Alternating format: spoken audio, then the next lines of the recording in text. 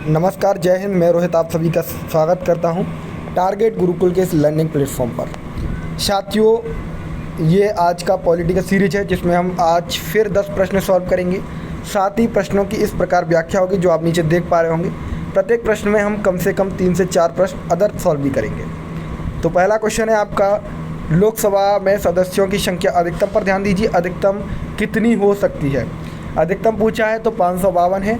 और आप लोग बता दें कि 552 में से इस बार 445 पर इलेक्शन हुए हैं। 2 एंग्लो इंडियंस की सीट हुआ करती थी, अब उन्हें उठा दिया गया है, हटा दी है। अब बात करें क्या होता है लोकसभा को, निम्न सदन कहा जाता है, आप लोग अच्छे तरीके से जानते हैं। सदस्यों की संख्या 552 हो सकती है अधिकतम, जिसमें से 530 सदस्य प्रदेशों के होते हैं, 29 सदस्य केंद्र शासित राज्यों से होते हैं और 2 एंग्लो इंडियन समुदाय से मनोनीत किए जाते हैं। एंग्लो इंडियन समुदाय के लोगों को हटा दिया गया है। आप लोग मुझे ये बताएंगे कि कौन सा संविधान संशोधन था। कमेंट बॉक्स में बताइए संविधान संशोधन कौन सा था।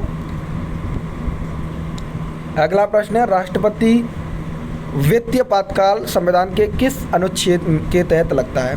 पहली बात तो आपातकाल की बात करें साथियों तो 3 तरीके का लगता है, 552, वो 352, 356 और 360। यहाँ पर ये और ये आपका राष्ट्रपति शासन है और ये आपका नेशनल इमरजेंसी यानी राष्ट्रीय आपातकाल है और ये वित्तीय आपातकाल है 360। तो इसका सही उत्तर है वित्तीय आपातकाल। वित्तीय आपातकाल की बात करें, भारत के अंदर अभी तक इनकी एक भी बार नहीं लगा है वित्तीय आपातकाल, और 352 वाला 3 बार लग चुका है जब हमारे साथ युद्ध हुए हैं। अब आप लोग बताएंगे कि 352 वाला जो आपातकाल है वो कब किस सन में लगा था। ठीक है, भारत में धर्मनिरपेक्ष राज्य है, ये मुख्य रूप से किस में दर्ज है? तो जब हम बात करते हैं प्रस्तावना की तो हम भारत के लोग भारत को स्वतंत्र पूर्ण संपन्न प्रभुत्व धर्मनिरपेक्ष ये वाली बात जो आती है वो प्रस्तावना के अंदर आती है। प्रस्तावना को जवाहरलाल नेहरू जी ने भारतीय संविधान की आत्मा कहा है, भारतीय संविधान की आत्मा कहा है और 13 दिसंबर 1946 को ऑब्जेक्टिव रेजोल्यूशन के नाम से उन्होंने पेश किया था प्रस्तावना को। मौलिक अधिकार की बात करें तो 12 से 35 में है और पार्ट आपका 3 है। डीपीएसपी पार्ट 4 में है, आर्टिकल 36 से 51 तक। ठीक है, तो इसका सही उत्तर है प्रस्तावना। अगला प्रश्न देखिए, कस्बा योजना समिति संविधान के कौन से संशोधन में? कस्बा योजना, कस्बा यानी नगर निकाय की बात चल रही है और मैंने आपको बताया कि नगर निकाय की बात 74वें संविधान संशोधन में है, क्योंकि 73वें के अंदर हम ग्राम पंचायत की बात करते हैं। दोनों याद रखना, 1991 और 1992। तो 74वां संविधान संशोधन। कस्बा निकाय के बारे में और थोड़ी सी बात की जाए, कस्बा योजना समिति की स्थापना भारतीय संविधान संशोधन 74वें संविधान संशोधन के तहत की गई थी 1992 में। ठीक है, थोड़ा सा भारतीय सरकार द्वारा करों या अन्य प्राप्तियों से प्राप्त राजस्व किस में रखा जाता है? आपसे ये पूछा जा रहा है। ये प्रश्न बहुत ही अच्छा प्रश्न है और ये पॉलिटी के अंदर है, तो भारतीय संचित निधि के अंदर रखा जाता है। भारत की संचित निधि के अंदर रखा जाता है।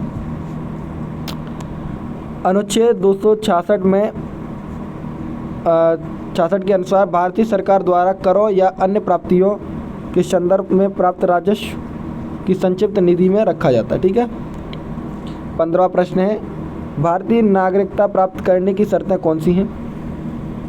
तो आप लोग 3 चीज़ें याद रखना। ब्रांड आपको 5 प्रकार से मिल सकती है, वर्ष से, निवास, वंश, पंजीकरण और संपत्ति रखना ये तो नहीं हो सकता।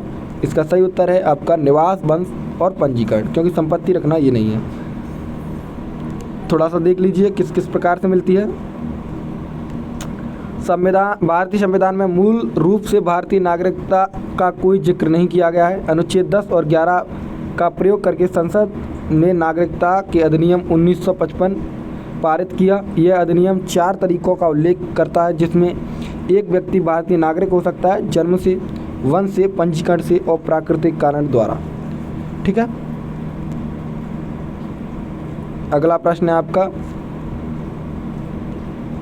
भारतीय संविधान के अनुसार शुरू होने के समय भारत में राज्यों का ABCD श्रेणी में शामिल किया गया, जिसे बाद में 2 श्रेणी। ये वाला प्रश्न हटा दीजिए, ये महत्वपूर्ण नहीं है। अगर आपको देखना है तो आंसर इसका अंडमान एंड निकोबार है। और ये PDF आप डाउनलोड कर पाएंगे टेलीग्राम से, टारगेट गुरुकुल। और अगर मुझसे जुड़ना चाहते हैं तो इंस्टाग्राम पर सर्च करेंगे टीम रोहित तोमर। पंचायती राज संस्थानों में सुधार के लिए अशोक मेहता समिति कब बनाई गई? ये प्रश्न आपका UP PCS का है। हाँ, UP PCS का ही है ये प्रश्न। वहाँ पर ये समितियों की डेट ही पूछी गई थी आपसे। तो 1977 में बनाई जाती है अशोक मेहता कमेटी। और ये 2 टायर कमेटी की बात करता है। थोड़ी सी बात करें पंचायती राज में सुधार में, जनता पार्टी सरकार ने दिसंबर 1977 में अशोक मेहता की अध्यक्षता में समिति का गठन किया, जिसमें 13 सदस्य थे और ये 130 सिफारिश के साथ अपनी रिपोर्ट पेश करती है। 18वां प्रश्न है, महत्वपूर्ण प्रश्न है। डॉक्टर राजेंद्र प्रसाद संविधान सभा की किस समिति के सदस्य नहीं थे? किस समिति के सदस्य नहीं थे? नहीं की बात चल रही है साथियों, तो नहीं थे तो ऑर्डर ऑफ बिजनेस समिति के नहीं थे। बाकी संचालन समिति के तो थे ही, आपको पता है संचालन करने वाले डॉक्टर राजेंद्र प्रसाद थे। और ये प्रक्रिया नियमों की समिति में भी थे और राष्ट्रीय ध्वज कार्रवाई समिति में भी थे। यही भारत के पहले प्रधानमंत्री राष्ट्रपति बने और इनको 11 दिसंबर 1946 को संविधान सभा का परमानेंट चेयरमैन बनाया जाता है, यानी कि परमानेंट अध्यक्ष बनाया जाता है। ठीक है। भारतीय संविधान का कौन सा संशोधन शिक्षा के अनुसार अधिकार विधि से संबंधित है? अधिकार विधि से 66वां, आपको पता है 86वां संविधान संशोधन, 86वां संविधान संशोधन 2002, जिसमें हम बात करते हैं 4-5 चीज़ों कमेंट करते हैं हम। क्या कमेंट किया था हमने? DPSP में कमेंट किया है और इसमें ही हमने जो आपके फंडामेंटल ड्यूटीज़ हैं उसमें 11वीं ड्यूटी को ऐड भी किया है इसी से। 6 से 14 वर्ष के बच्चों को शिक्षा देना माता पिता का कर्तव्य है, ये उसी में लिखा है। अगले प्रश्न की ओर चला। 20वां प्रश्न आपका बात करता है भारत का संविधान कब पूरा हुआ? कब पूरा होने की बात चल रही है तो पूरा हुआ था आपका 26 नवंबर 1949 को, और हम लोग लागू करते हैं इसे 26 जनवरी 1950 को। आपको ये तो पता ही होगा। समय बनने में लगा था 2 साल 11 महीने और 18 दिन, ये पूरा समय लगता है बनने में संविधान को।